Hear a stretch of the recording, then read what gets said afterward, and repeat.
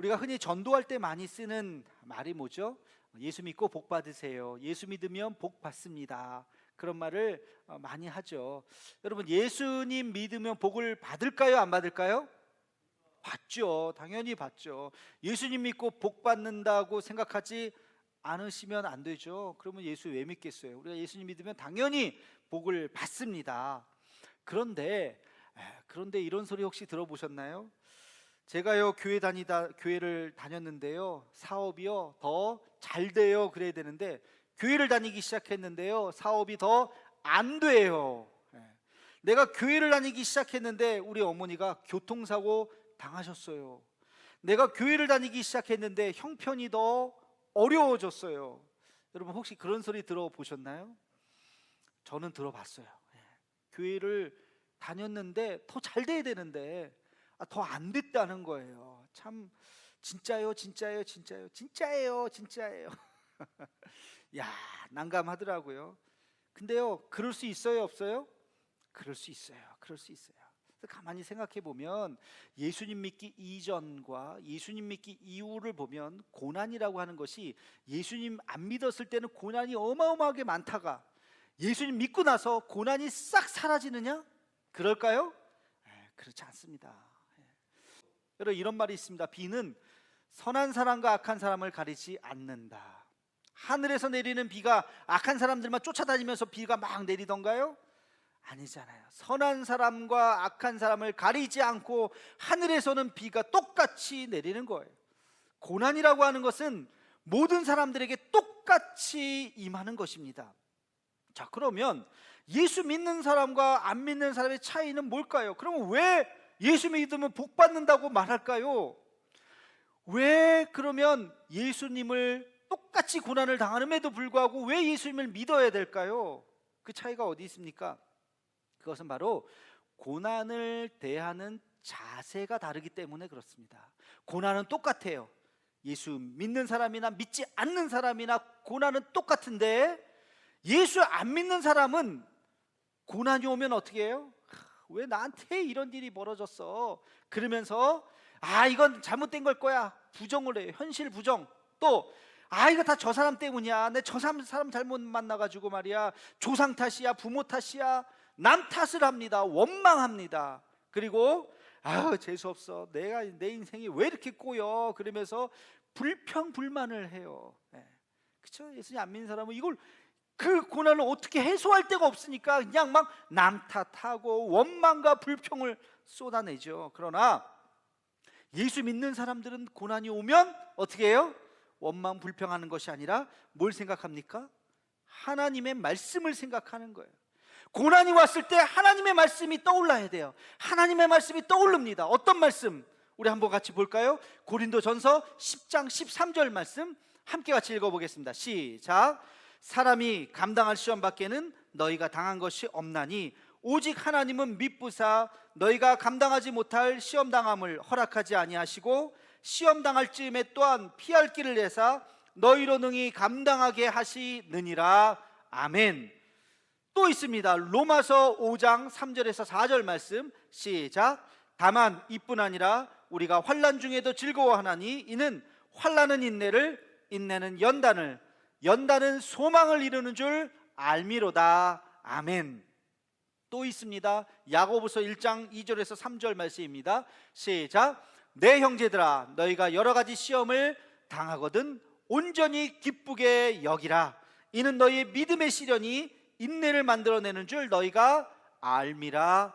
아멘. 하나 더 할까요? 욥기 23장 10절 말씀입니다. 시작.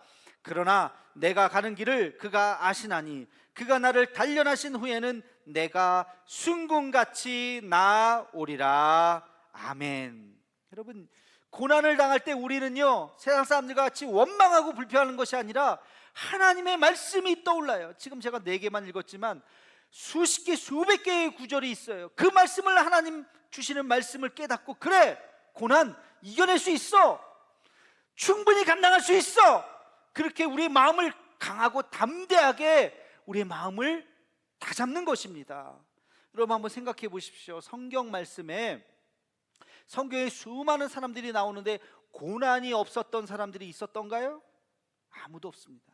고난이 없었던 사람은 없어요. 누구든지 다 고난을 당했고 고난에 넘어지고 좌절하지 않았습니다. 고난을 이겨냈습니다. 그 고난을 이겨냈을 때 하나님께서 그를 높여 사용하신 것입니다. 여러분, 인생의 고난이라고 하는 것이 뭘까? 조금 더 제가 생각을 해보니까 고난이라고 하는 것을 크게 둘로 나눌 수가 있어요. 하나는 보편적인 고난이에요. 보편적인 고난이라고 하는 것은 누구든지 살면서 당하는 거예요. 나만, 이 사람만이 아니라 누구든지, 어떤 인생이든지 누구든지 다 당하는 겁니다. 크게 한 4가지 정도의 고난이 있어요. 첫째는 건강의 문제가 있어요. 여러분, 건강 때문에 어려워하시는 분들 많으시죠? 그게 여러분들만 당하는 게 아니에요. 다 당합니다. 어떤 사람은 허리 아프고 무릎 아프고 어깨도 아프고 심지어는요 암에도 걸려요. 나만 걸리는 게 아니에요. 다 나이 들면 다 고장나게 돼 있어요. 안 고장나는 게 그게 이상한 거죠. 나이 들면 이렇게 저렇게, 그 보편적인 고난이라는 것이 있습니다. 건강의 문제가 있을 수 있고요, 또 경제적인 문제가 있을 수 있어요. 여러분, 돈 걱정 안 하고 살아가는 사람이 얼마나 될까요? 거의 없을 겁니다. 살면서 조금 괜찮을 시대도 있지만 힘든 시절이 또 있어요. 굴곡이 있습니다. 굉장히 쪼들 때가 있어요. 부자들은 편할 것 같죠? 아니요. 보니까요, 기업의 오너들도 부자들도요, 큰 집에 사는 사람들도요, 돈 때문에 어떤 사람은 자살도 하더라고요. 그러니까 돈 문제, 경제적인 문제는 살면서 항상 우리를 따라다니는 거예요. 나만의 문제가 아니에요. 누구든지 다. 그 다음에 또 무슨 문제가 있어요? 살면서 관계 문제가 있습니다. 관계, 가정에서 부부간에, 자녀들과 또 고부간에, 또 형제간에 그런 갈등이 있을 수 있어요. 이웃과의 문제, 층간소음, 주차 문제. 여러분이 아는 모든 사람들이 다 여러분을 좋아합니까? 아니요. 여러분 싫어하는 사람도 있을 거예요. 또 여러분들이 아는 모든 사람 다 여러분이 다 사랑을 베푸나요? 아니요. 여러분들도 미워하는 사람이 있을 거예요. 관계라고 하는 것이 모든 사람이 다 좋을 수 없지요. 불편할 수 있습니다. 때로는 갈등을 느낄 수가 있습니다. 때로는 확 때려주고 싶을 때가 있어요. 다투기도 해요. 그럴 수가 있어요. 또 4번째 무슨 어려움이 있냐면 좌절과 실패예요. 모든 시험을 한 번에 다 합격하는 사람이 있어요? 없어요. 한 번씩은 다 떨어져요. 여러분, 어떤 꿈을 꾸면 그 꿈이 다 이루어지던가요? 아니요. 10개 중에 한두 개 이루어질까 말까. 대부분은요 실패할 때가 많아요. 좌절됩니다. 아유, 내가 요 모양으로 요 꼬라지로 사는 애, 그러면서 자신을 한탄할 때가 있지요. 누구든지 그렇습니다. 그 꿈을 온전히 이루는 사람 생각보다 많지 않아요. 여러분, 그런 실패와 좌절을 우리가 경험하게 됩니다. 이런 것은 나만이 아니고요, 다 그래요. 이 보편적인 그런 어려움이에요. 보편적인 고난이라고요. 이럴 때 뭘 생각하라고요? 이런 어려움이 올 때 포기하고 눈물 짓고 그냥 세상을 돌아서는 것이 아니라, 이런 어려움이 올 때 뭘 생각하라고요? 하나님의 말씀. 세상 사람들하고 우리하고 똑같이 고난을 당하지만 우리는 자세가 달라요. 하나님의 말씀으로 무장하고 있다고요. 이것이 우리 그리스도인의 고난을 향한 우리의 마음가짐인 줄 믿으시기 바랍니다. 자, 그런데 문제가 있어요.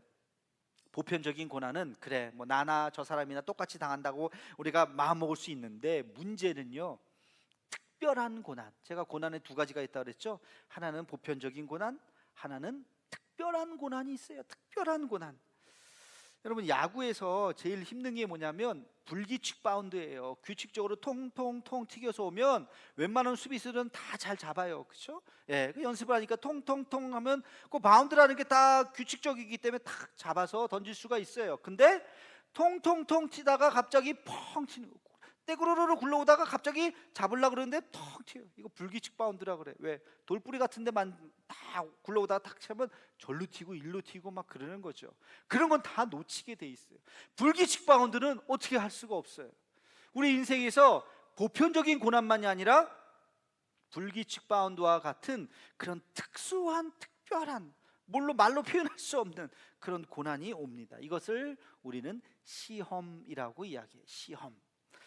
시험을 이해하기 위해서는 여러분이 한 가지 인정해야 되는 것이 있는데, 그게 뭐냐면 바로 사탄의 존재입니다. 악한 영의 존재예요. 천국이 있다고 믿으시죠? 믿으시면 아멘 하시기 바랍니다. 천국이 있다고 믿어요. 천국이 있다고 하는 것을 믿는다고 하는 것은 반대로 뭐가 있다는 것을 믿는 거예요? 지옥이 있다는 것을 믿는 거예요. 예수 믿는 사람이 하늘나라 가지만 예수 믿지 않으면 하늘나라 못 가요. 지옥으로 가는 거예요. 여러분, 천사가 있다고 믿죠? 천사가 있다고 믿는 것처럼 그 반대의 개념인 악한 영, 사탄이 있다고 하는 것을, 마귀가 있다고 하는 것을 여러분 인정하셔야 돼요. 천사는 우리를 돌보고 보호해 주지만 악한 영은 어떻게 해요? 우리를 넘어뜨리게 하는 거예요. 하나님으로부터 멀어지게 하는 거예요. 이 세상에 자살하게 만들고, 세상과 거리를 두게 만들고, 의기소침하게 만들고, 하나님의 일을 하지 못하게 만드는 우리의 발목을 잡고 있는 것이 바로 악한 영이 하는 일이라는 것입니다. 성경은 이것을 이렇게 이야기합니다. 베드로전서 5장 8절 말씀 함께 같이 읽어보겠습니다. 시작. 근신하라, 깨어라, 너희 대적 마귀가 우는 사자같이 두루다니며 삼킬 자를 찾나니. 아멘. 여러분, 깨어있지 않으면 마귀가 어떻게 해요? 뭐에 비유했어요? 우는 사자같이, 굶주린 사자같이 눈을 부라리면서 이 어디 먹잇감이 없는가, 그냥 배고픈 사자가 그냥 눈을 그냥 붉히면서 있는 그런 모습으로 딱 포착이 되면 가서 그냥 확 무는 거죠. 우리를 그렇게 지금 지켜보고 있다는 거예요. 그래서 약점이 보이면 가서 딱 물어뜯고 사정없이 우리를 죽게 만드는 것이 지금 사탄이 우리 주변에 있다는 것입니다. 여러분, 사탄이 뭘 노리고 있을까요? 우리의 약점이에요. 우리의 약점. 여러분, 뭐에 약하세요? 어떤 사람은 돈에 약해요. 그래서 비리를 저질러요. 건드려서는 안 되는 돈을 건드려요. 아무도 모르는 것 같지만 나중에 드러나요. 그 수치심, 감옥에 가고 창피하고, 그런 사람 주변에 우리 많이 보지 않습니까? 뉴스에서도 보고. 권력에 약한 사람이 있어요. 내가 손대서는 안 되는 그 권력인데 권력을 잡고 그것을 막 휘두르다가 결국엔 감옥에 가는 사람들이 있어요. 명예에 약한 사람이 있어요. 그냥 세워주면 되는데 자기가 그 명예를 가지려고 하다가 교만해져서 나락으로 떨어지는 사람들이 있다고요. 이성에 약한 사람들이 있어요. 그것 때문에 얼마나 부끄러운 일을 당하는 사람들 주변에 많이 보지 않습니까? 인간의 이것이 3대 약점이에요. 여러분, 이 인간의 약점을 성경은 뭐라고 이야기했는지 아십니까? 요한일서 2장 16절 말씀 우리 함께 같이 읽어보겠습니다. 시작. 이는 세상에 있는 모든 것이 육신의 정욕과 안목의 정욕과 이생의 자랑이니 다 아버지께로부터 온 것이 아니요 세상으로부터 온 것이라. 아멘. 육신의 정욕, 우리의 몸 때문에 몸이 원하는 대로 하다 보면 잘못될 수 있다는 거예요. 안목의 정욕, 보지 말아야 될 것을 보면서 거기에서 죄악으로 빠지는 것들, 이생의 자랑, 그 교만함, 그것 때문에 우리가 사탄의 먹잇감이 되는 것이죠. 여러분, 사탄이 얼마나 간교한지 아시죠? 예수님에게도 찾아오셔서 예수님을 넘어뜨리려고 한 거예요. 예수님께서 40일 금식을 하고 계실 때 사탄이 찾아왔어요. 여러분, 예수님 40일 금식하셨을 때 배가 고프셨을까요? 안 고프셨을까요? 어떤 사람은 그래요. 에이, 안 고팠을 거예요. 예수님인데. 그러면 잘못된 거예요. 예수님 배가 안 고팠다? 그러면 예수님의 인성을 부정하는 거예요. 교회사에서 제가 많이 얘기하잖아요. 인성을 부정해도 이단이요, 신성을 부정해도 이단이요. 예수님 분명히 배 고프셨을 거예요. 아이고, 배고프다. 며칠 됐냐? 이제 며칠 남았냐? 아마 날짜 세시면서 40일 아마 그러지 않으셨을까? 배 안 고팠다면 그것도 이상한 거예요. 예수님 배고프셨어요. 바로 그 배고픔을 딱 사탄이 와서 돌덩이로 빵을 만들어서 드시세요. 당신 충분히 그렇게 할 수 있잖아요. 할까 말까, 나 할 수 있는데 뿅 해가지고 어우 먹자. 만약에 그걸 만들어서 먹었으면 끝나는 거예요. 십자가하고 뭐고 끝난 거예요. 당신이 무슨 구세주야. 그거 배고픈 거 하나 참지도 못하는데 무슨 당신이 세상을 구원해? 사탄이 끝까지 놀렸을 거예요. 아마. 그러나 예수님 뭐라 그러셨어요? 사탄아 물러가라. 사탄아 물러가라. 예수님이 그 시험을 물리치셨죠. 여러분, 마귀는요, 예수님도 넘어뜨리려고 하는 그 마귀가 우리는 얼마나 쉽겠습니까? 우리의 약점 그냥 옆에 그냥 물 필요도 없어요. 옆에 가기만 해도 우리는 막 넘어질지도 몰라요. 우리 마음을 잘 지켜야 됩니다. 자, 이런 보편적인 고난과 특별한 고난들, 시험들이, 그래서 고난과 시험이라고 얘기하는 거예요. 고난과 시험들이 우리 앞에 막 널브러져 있는데, 자, 이것을 어떻게 지킬 것인가, 이것을 어떻게 이겨낼 수 있는가, 두 가지만 말씀을 드리겠습니다. 첫 번째는 믿음의 면역력을 높여야 됩니다. 믿음의 면역력. 병도요, 면역력이 약해졌을 때 걸리잖아요. 그렇죠? 이 코로나 바이러스도 그래요. 면역력이 높으면 바이러스가 와도 증상이 없어요. 우리 감기가 그런 거 아닙니까? 대표적으로 우리가 면역력이 높으면 감기가 와도, 독감 같은 거 바이러스가 와도 우리는 이겨낼 수 있어요. 어느 날 제가 간염 예방 주사를 예전에 안 맞았었는데 가서 어느 날 피 검사해 봤더니 그 간염 항체가 생겼다는 거예요. 그러면서 간호사가 깜짝 놀라서 예방 주사 맞았는데 저 맞은 기억이 없는데요. 그랬더니 항체가 생겼다고. 그런 경우가 있다는 거예요. 그렇게 여러분 그런 것들이 생길 수 있어요. 그래서 면역력이라고 하는 것은 굉장히 중요합니다. 믿음도 마찬가지. 믿음의 면역력이 높아지면 그 어떤 유혹에도 우리가 뿌리칠 수 있고 믿음의 길을 걸어갈 수가 있는 것이죠.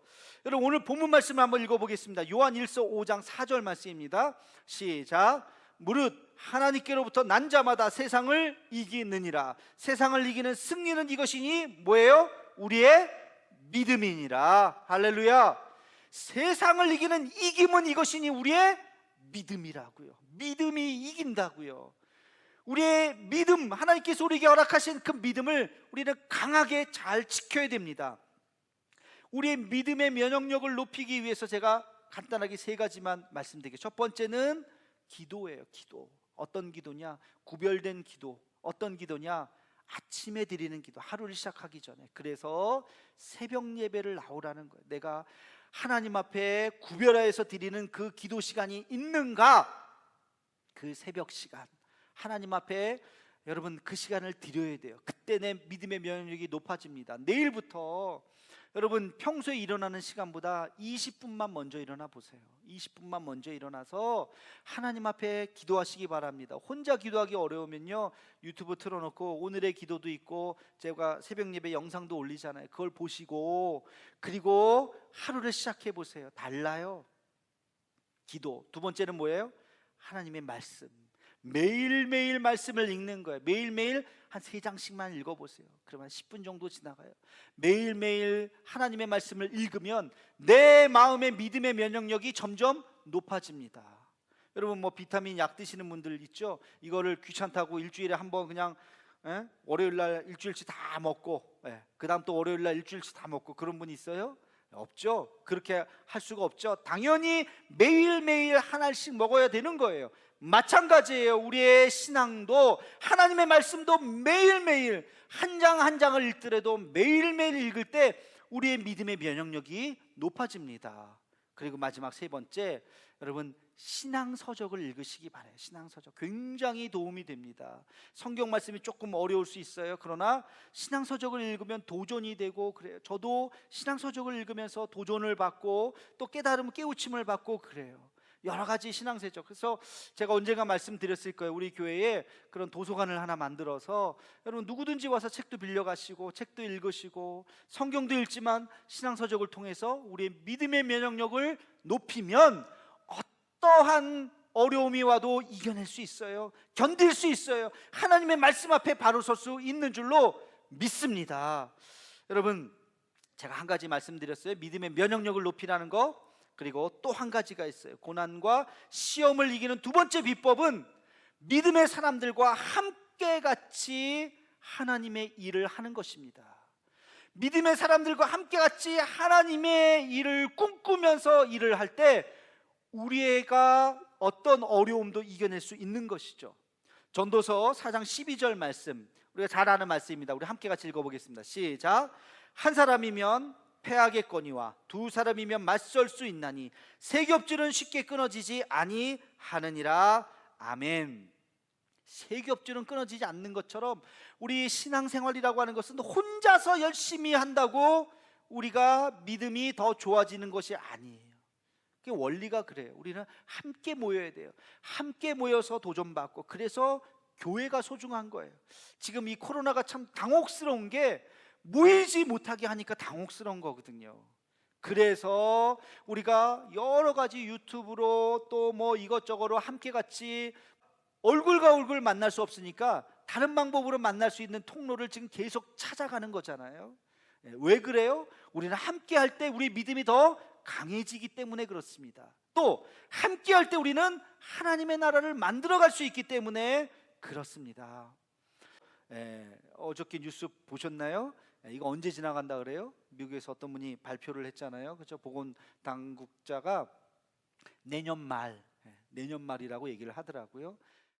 그런데 보세요. 1년 후에 지났어요. 백신 다 맞고 이제 마스크 다 떼고 이제 다닐 수 있다고 칩시다. 그러면 2년 전으로 그대로 돌아갔을 수 있을까요? 아니요, 못 돌아갑니다. 2년이 지나고 나서 마스크를 벗으면요, 그 세상은 완전히 다른 세상이 되어 있을 겁니다. 여러분, 사람들의 생각이 달라져 있어요. 이 세상 산업 구조가 지금 달라져 있을 겁니다. 사람들의 기호가 달라질 겁니다. 교회의 모습이 달라질 겁니다. 아마 목회도 코로나 이전에 그런 목회하던 방법으로 그대로 하려고 그러면 안 될 거예요. 2년 동안에 이 세상은 완전히 달라져 있어요. 그 병을 정복한다 해도, 코로나19를 정복한다 해도 무슨 문제가 남아요? 제2, 제3의 코로나가 또 기다리고 있을 거예요. 우리 앞에는 완전히 다른 세상이 돼요. 그러니까 지금은요, 우리가 정신 바짝 차려야 돼요. 하나님 믿는 것도 정신 바짝 차려야 돼요. 목회자들이 정신 바짝 차려야 돼요. 교회 어떻게 이것을 다음 세대에 물려줄 것인가 정신 바짝 차려야 돼요. 우리도 얼마나 바쁜지 몰라요. 목사님들이 계속 우리가 새로운 것들을 또 시도하고 하면서 이걸 어떻게 우리가 해 나갈 것인가. 어저께 갑자기 이렇게 비대면으로 하자 그랬을 때 처음에는 조금 당황스러웠지만 괜찮다고 생각했어요. 왜? 우리 교우들은 언제든지 유튜브를 항상, 그죠? 여러분 얼마나 카톡으로 유튜브 많이 옵니까? 유튜브를 항상 가까이 접하기 때문에 분명히 영상을 통해서 예배 잘 드릴 거다, 저는 그런 믿음이 생겼어요. 지금 보세요, 여기 뭐 사람 없지만, 그러나 지금 분명히 접속해서 또 이 시간이 아니더라도 오후에라도 이 예배를 드리는 우리 온 교우들은 다 말씀 가운데 분명히 설 거라고 저는 확신합니다. 여러분, 그런 시대를 우리가 준비해야 돼요. 우리가 다시 모여서 하나님의 나라를 꿈꿀 수 있을 때 고난도, 역경도, 어려움도 이겨낼 수 있는 줄로 믿습니다. 여러분, 우리의 삶 가운데 고난이 없을 거라고 생각하지 마세요. 예수를 믿는 순간 고난은 사라질 거라고 착각하지 마세요. 똑같이 있어요. 그러나 고난을 대하는 자세가 달라요. 옛날만큼 힘들지 않아요. 예수 안 믿었을 때는 조금 어려움이 와도 힘들어 죽겠는데, 넘어지면 일어날 수 없었는데 이제는 괜찮아요. 왜? 면역력이 생겼잖아요. 믿음의 면역력이 있잖아요. 어떤 어려움이 와도 괜찮아요. 이겨낼 수 있어요. 나에게 주님이 계신데 우리가 말씀과 기도로 우리의 마음을 가득 채운다면 어떤 어려움이 와도 이겨낼 수 있는 줄로 믿으시기 바랍니다. 그런 교회를 만들어야 돼. 이 큰 코로나라고 하는 이 고난 앞에 한국 교회가 지금 휘청거리고 있어요. 우리도 믿음의 면역력이 있어야 돼요. 그래서 이 어려움을 우리가 더 굳굳하게 버텨나가고 더 좋은 교회로, 그리고 더 신앙생활을 잘할 수 있는 교회 구조로 우리 한국 교회도 만들어 가야 할 줄로 믿습니다. 여러분, 고난을 우리는 극복해야 됩니다. 하나님의 나라를 만들어가는 우리 모두가 되기를 주님의 이름으로 축원합니다.